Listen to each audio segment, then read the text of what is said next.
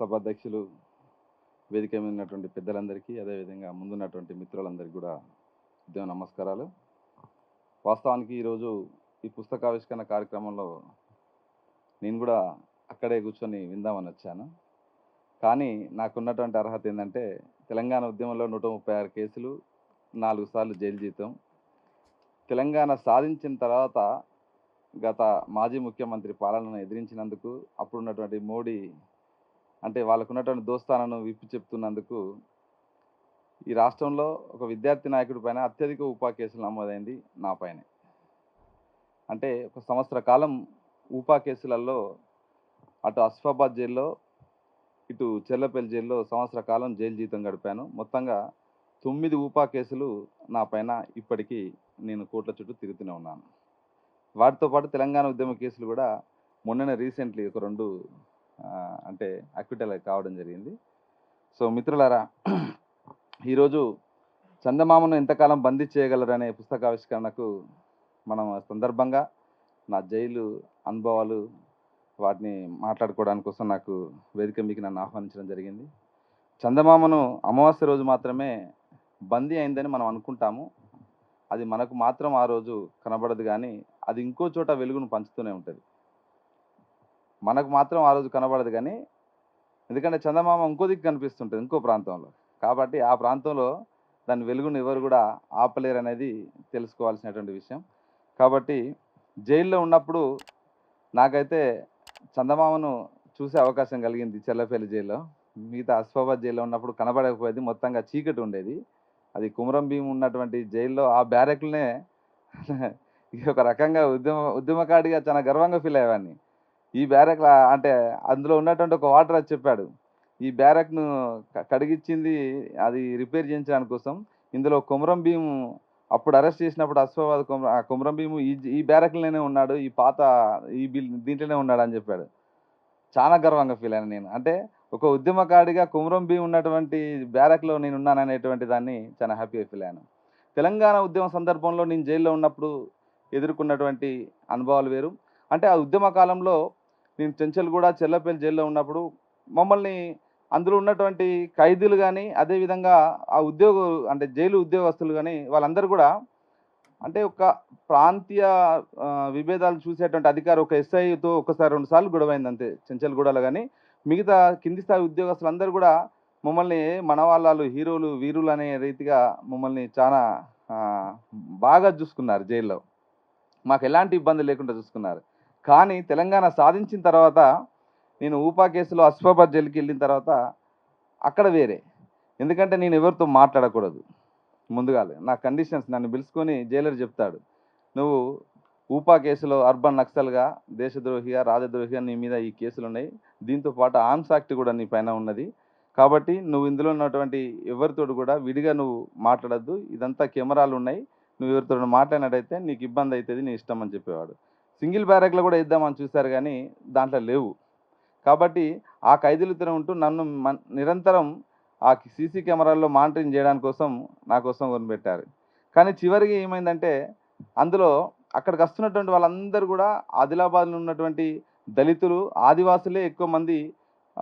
అంటే చిన్న చిన్న కేసులలో చాలామంది జైలుకి వచ్చేవాళ్ళు. అంటే వాళ్ళు కొందరైతే చేయని నేరాన్ని కూడా అక్కడ ఉన్నటువంటి అధికారుల తప్పిదాలతోటి, అంటే ఈ కేసును క్లోజ్ చేయాలంటే ఎవరి మీద ఎవరిని పెట్టేసి కథం వీడు దొరికిండు వీడిని నెట్టేస్తే అయిపోద్ది అనే రీతిగా కూడా పంపించినటువంటి కేసులు కూడా నేను చూశాను. సో వాళ్ళందరికీ ఇందాక అనురాధక్క చెప్పినట్టుగా నా పని ఏంటంటే వాళ్ళందరికీ అడ్వకేట్ కోసం రాసి ఇవ్వడాలే సరిపోయేది. దాంతో పాటుగా నన్ను టీచర్గా కూడా అక్కడున్నటువంటి జైలర్ పెట్టడం జరిగింది. టీచర్గా పెట్టిన తర్వాత నేను వాళ్ళకు టీచర్గా టీచ్ చేసేవాడిని.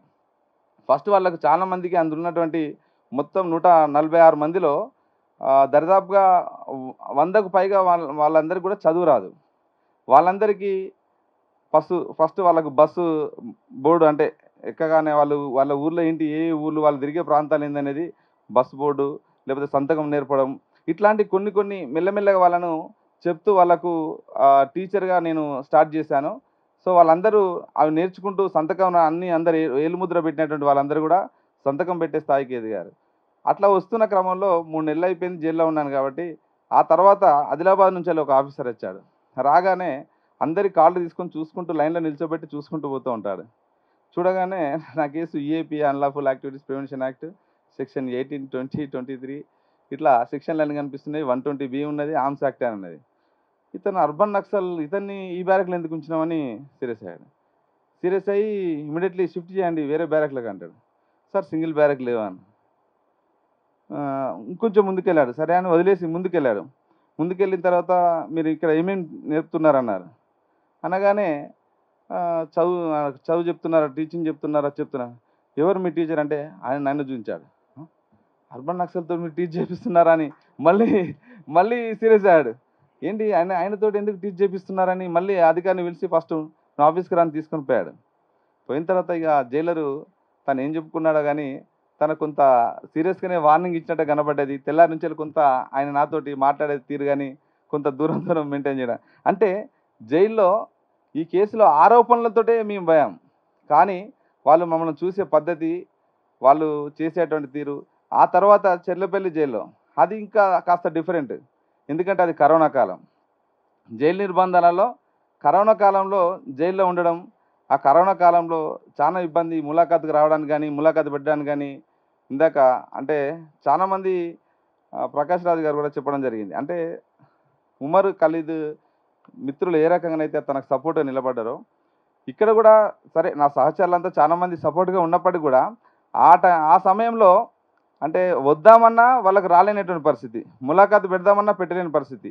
వారానికి ఒకటే ములాఖాతును కోవిడ్ కారణంగా దాన్ని కుదించేసి ఇక దాన్ని ఎవరిని కూడా కలవకుండా చేసినటువంటి పరిస్థితిలో కుటుంబంలో ఉన్నటువంటి నా కొడుకు, మా పెద్దోడు విప్లవ్ నా దగ్గరికి రెగ్యులర్గా రావడం, నా బెయిల్లకు సంబంధించింది, కేసులకు సంబంధించింది చూడడం, ఇక మా విప్లవే దాన్ని అంతా కోట్ల చుట్టూ. వాడు డిగ్రీ చదువుతున్నాడు, ప్రస్తుతం డిగ్రీ పూర్తయింది నా కొడుకు. చిన్నోడు భగత్, వాడు LLB 4th ఇయర్. సో వాడే అంత చిన్న వయసులోనే వాడే అన్నీ మీదేసుకొని చెప్పాను, ఇక నువ్వు టెన్షన్ పడకు, కుటుంబ సభ్యులు ఎవరు ఇక్కడికి రావద్దు, వస్తే వాళ్ళు ఏడుస్తారు చూడగానే పరిస్థితి చూస్తే, రావద్దని చెప్పిన తర్వాత వాడు ఇంటి దగ్గర ఉన్నటువంటి పరిస్థితి అంతా కూడా చెప్పడం జరిగింది. అంటే కుటుంబంలో జైలుకి వెళ్ళిండు అనగానే రకరకాల ఏం చేసిండో, ఇట్లాంటి కేసులలో పోతున్నా అట్లాంటి కేసు చెప్తే విన్నారా, ఎందుకు తిరుగుతున్నాడు, అప్పుడు తెలంగాణ అన్నాడు, ఇప్పుడు ఏంటిది మరి, ఇదంతా ఏంది అని చుట్టూన్నటువంటి అంటే కుటుంబాన్ని హింసించే తీరు చాలా రకాల ఇబ్బందులు ఉంటాయి. అంటే వాస్తవానికి బయటకు వచ్చిన తర్వాత కూడా కుటుంబ సభ్యులు చెప్పుకొని, అంటే మా సిస్టర్స్ కానీ నా సహచరి కానీ వాళ్ళంతా చెప్పుకొని బాధపడ్డటువంటి తీరు. అంటే సమాజం అంటే కొద్దిమంది ఏమో మనల్ని వీళ్ళు ప్రజల కోసం పనిచేస్తూ ఉన్నారు, ప్రజా ఉద్యమాలలో ఉన్నారు అనేటువంటి గొప్పగా మనల్ని చూస్తున్నటువంటి బయట సమాజం, మనకు దగ్గర ఉన్నటువంటి సమాజము అంటే బంధువులుగా ఉన్నటువంటి సమాజము ఎంతసేపు వీడు ఇట్లా పోతున్నాడు అట్లా పోతున్నాడు, వీని రాజకీయాలు ఏంది, ఇప్పుడు అవసరమా, అది ఇది అనేటువంటి తీరు. అంటే రెండు రకాలుగా ఒక ఉద్యమకారునికి మన చుట్టూ ఉన్నటువంటి వాతావరణం ఘర్షణ అది జరుగుతూనే ఉంటుంది. దాంట్లో అవన్నీ కూడా ఎదుర్కోవడం జరిగింది. జైల్లో చెర్లపల్లి జైల్లో ఉన్నప్పుడు ఇక్కడ ఉన్నటువంటి అధికారి సంతోష్ రాయ్ అనే ఒక అధికారి ఉండే, ఆయన వచ్చి రావడంతో ఈయన ఎందుకు వేస్తారు ఇక్కడ అంటాడు. సేమ్ మళ్ళీ అదే కథ, 120B ఇవన్నీ EAPA ఉన్నాయి. అర్బన్ నక్సల్ ఇతన్ని ఎందుకు ఈ గంగా బ్యారక్లో ఉంచారు, వెంటనే ఇమీడియట్లీ సింగిల్ బ్యారక్ చేంజ్ చేయని అంటారు. జైల్లోకి నేను వెళ్ళగానే అక్కడ ఉన్నటువంటి అధికారి ఫస్ట్ అడిగారు, మరి నువ్వు యూనివర్సిటీ స్కాలర్ అంటున్నావు, మరి నీ పైన ఈ కేసులు, కాబట్టి నేను సింగిల్ బ్యారక్ పంపుతామన్నారు. సార్ అవి నా పైన ఆరోపణలు మాత్రమే, నేను సాయుధంగా నేను ఆయుధం వేసుకొని అడవిలో నేను పనిచేయలేదు, జస్ట్ ఆరోపణలతో మాత్రమే అర్బన్ నక్సల్ అనేటువంటి కేసు పెట్టారు, కాబట్టి నేను జనరల్ బ్యారక్లోనే ఉంటాను సార్ అని చెప్పాను. ఎందుకంటే సింగిల్ బ్యారక్లో ఉంటే ఎట్లుంటుంది అనేది మన మిత్రులు చాలాసార్లు చెప్పినప్పుడు విన్నాను. కాబట్టి నేను అక్కడికి వెళ్ళిన తర్వాత సంతోష్ రాయ్ ఏం చేశారంటే, ఈయన ఎందుకు ఉంచారు ఇక్కడ, సింగిల్ బ్యారక్ షిఫ్ట్ చేయాలంటాడు. ఎందుకు కారణం ఏంటంటే జనవరి 26 వచ్చింది, ఆ రోజు అందులో ఉన్నటువంటి మా జైలరు వీళ్ళకి జనగణమన పాడడం ఎవరికైనా నేర్పండి అని అన్నారు. ఎవరు నేర్పంటే యూనివర్సిటీ లీడర్ కదా నువ్వు నేర్పు అన్నారు. జనగణమన పాడమని ఒక ముగ్గురిని ప్రిపేర్ చేయించాను. చేయించిన తర్వాత లాస్ట్కి ఏమన్నా వాళ్ళు నన్ను అడిగారు, భారత రాజ్యాంగం వర్ధిల్లాలని చెప్పమని చెప్పాను. అది నేరం అయిపోయింది సంతోష్ రాయ్కి. ఈ నినాదం జోహార్ బాబాసాహెబ్ అంబేద్కర్, భారత రాజ్యాంగం వర్ధిల్లాలి, ఇవి రెండు జనగణమన వాడిన తర్వాత వాళ్ళు స్లోగన్ ఇచ్చారట. ఎవరు మీకు చెప్పిందని వాళ్ళని ముగ్గురిని పక్కకు తీసుకొని పోయి ఇన్వెస్టిగేషన్ చేస్తాడు Santosh Rai, superintendent, jail superintendent. ఎవరు మీకు చెప్పిందంటే పలానే. ఎవరని పిలిపిసరికి మళ్ళీ అర్బన్ నక్సల్ అని కనబడ్డా ఎదురుగా. ఆయన వీరావేశంతో ఎదిగిపోయి ఆఫీసర్ మీదకి, ఆ జైలర్ మీదకి చిందులేస్తా ఉన్నాడు ఇక. అంటే భారత రాజ్యాంగం వర్ధిల్లాలంటే కూడా ఆ జైలు సూపరింటెండెంట్ దాన్ని తీసుకోలేకపోతా ఉన్నాడు. అంటే స్లోగన్, అంటే ఈ ఖైదీలు స్లోగన్ ఇవ్వడం ఏంది అంటే ఇవ్వకూడదా, నేరమాది? కాబట్టి జైల్లో ఎట్లా అధికారులు బిహేవ్ చేసే పద్ధతి ఎట్లుంటుందంటే, వాస్తవానికి చెల్లపల్లి జైల్లో ఉన్నప్పుడు నేను చాలా అంటే 6 నెలలు ఉన్నప్పుడు కూడా ఎప్పుడు కూడా అధైర్యపడలేదు. ఎందుకంటే నాకు ప్రతినిత్యం సాయిబాబా గుర్తొచ్చేవాడు, వరవరరావు సార్ గుర్తొచ్చేవారు. ఎందుకంటే ఆ వయసులో 90% వికలాంగుడుగా ఉండి సాయిబాబా ఉండగలిగింది నాకేమైంది, అన్నీ చక్కగానే ఉన్నాయి కదా అని 6 నెలలు కాకపోతే ఏడాదికైనా బయటికెళ్తా, ఏడాది కాకపోతే 2 ఏళ్ళకైనా బయటికెళ్తా అనేటువంటి ఒక మొండి ధైర్యంతో ఎవరొచ్చినా నవ్వుతూ పలకరించి పంపించానే తప్పితే ఏ ఒక్కరోజు కూడా బాధపడుతూ జైల్లో అందరూ కూడా అనేవాళ్ళు, ఏందన్నా నువ్వు ఏదో అత్తగారింటికి వచ్చినట్టుగా, ఏదో ఫంక్షన్కి వచ్చినట్టుగా ఎప్పుడు నవ్వుతూనే అందరినీ పలకరిస్తూనే ఉంటావు, ఎప్పుడు నీకు బెయిల్ రావాలని పోవాలని ఉండదా, ఎందుకు అది అని ఇట్లా ఇట్లా అడిగేవాళ్ళు. చెప్పేవాడిని, నేను ఏం తప్పులు చేయలేదు కాబట్టి నా కేసు 6 నెలల వరకు బెయిల్ రాదు, కాబట్టి నేను ఇంక బాధపడాల్సిన అవసరం లేదు, దాని గురించి ఆలోచించాల్సిన అవసరం లేదు. అంటే అట్లా న్యాయవాదులు అండగా ఉండడం, బయట ఉన్నటువంటి మిత్రులు అండగా ఉండడం, ముఖ్యంగా జైల్లో ఉన్నప్పుడు నాకు బెయిల్ వచ్చినప్పుడు చాలా రకాలుగా బెయిల్ రాకుండా చేయడానికి కోసం కూడా అధికారులు జ అంటే కోర్టు దగ్గరికి వచ్చి కూడా వాళ్ళు పెట్టించినటువంటి కండిషన్స్ కూడా ఉన్నాయి. ముఖ్యంగా నేను 9 కేసులు ఊపా కేసులు ఎదుర్కొంటే దాంట్లో 5 కేసులలో ఒక పోలీస్ అధికారి ప్రత్యేకించి నా కోసం కేటాయించినటువంటి పరిస్థితి. ఆ అధికారి కోర్టు దగ్గరికి వచ్చి ఏం చేస్తారంటే, ఈయనకు షూరిటీలు అంటే 2 చోట్ల కేసు అక్కడ బెయిల్ రాగానే షూరిటీలు పెట్టేశారు. మూడో చోటు నుంచి ఏం చేశాడంటే వెంటనే లోకల్ షూరిటీని అడుగుతున్నాడు. లోకల్ షూరిటీ అంటే ఆ జిల్లాలో నాకు తెలిసిన వాళ్ళు, నా కోసం వచ్చేవాళ్ళు, ఆ కోవిడ్ సమయంలో ఎవరు చేసినా కోవిడ్ కాబట్టి బయటికి రావాలంటే, తిరగాలంటే భయపడతా ఉన్నారు. సెకండ్ ఫేజ్ నడుస్తుంది 21లో. సో అట్లాంటి పరిస్థితిలో చాలా అంటే వాళ్ళు ఏం చేశారంటే వెంటనే ఆర్థికంగా 50,000, 50,000, ₹1,00,000 షూరిటీ పెట్టాలి ఒక కేసుకి. అట్లా 5 కేసులకి 5,00,000 పెట్టాల్సి వచ్చింది. ఇక్కడే ఉన్నాడు మా అన్న మదన్న. మా మదన్న సహకారంతో అప్పుడు జైలు నుంచి వెళ్ళి మా కొడుకు వెళ్ళి కలవగానే అన్న దానికి సంబంధించినటువంటి మొత్తంగా చూడడంతో ఈరోజు బయటికి రావడం జరిగింది. అంటే జైల్లో ఉన్నప్పుడు కుటుంబాలు ఎదుర్కొన్నటువంటి ఇబ్బందులు చాలా ఉంటాయి. అట్లాంటి సమయంలో, అట్లాంటి నిర్బంధ కాలంలో అట్లాంటి ఉద్యమకారులందరినీ కూడా మనం అండగా ఉండాల్సిన అవసరం ఉంది. సరే, ఈ నిర్బంధాలు ఎన్ని ఉన్నప్పటికీ కూడా ఇలా దేశం మొత్తం కూడా జైళ్ళు నోర్లు తెరుచుకున్నటువంటి పరిస్థితి, దేశం మొత్తం కూడా ఓపెన్ జైలుగా మారినటువంటి పరిస్థితి. దేశంలో మనం ఏం తినాలో, ఏం కట్టుకోవాలో, ఎట్లా ఉండాలో, ఏం మాట్లాడాలో అని ఇలా మనల్ని ఓపెన్ జైలు లాగా చేసి, ఈ ఓపెన్ జైల్లో ఇందాక నేను జైలు గురించి చెప్పాను, జైల్లో నేను ఎట్లుండాలో చెప్పినాను. కానీ ఇక్కడ బయట సమాజంలో కూడా మనందరినీ కూడా మానిటరింగ్ చేస్తున్నటువంటి మోడీ, అమిత్ షాలు, ఇలా సంఘ పరివార శక్తులు ఉన్నాయి. కాబట్టి వీటన్నిటి నుంచి వెళ్ళి ప్రజల్ని మనం కాపాడాలన్నా ప్రజా ఉద్యమాలు ఇంకా మరింత బలోపేతం కావాలి, ప్రజాస్వామిక ఉద్యమాలు ఇంకింత మరింత బలోపేతం కావాలి, ఇట్లాంటి ఫాసిస్ట్ చర్యల్ని ఎదుర్కోవాలి. దేశంలో మధ్య భారతంలో జరుగుతున్నటువంటి హింస ఈరోజు మనం చూస్తూ ఉన్నాం.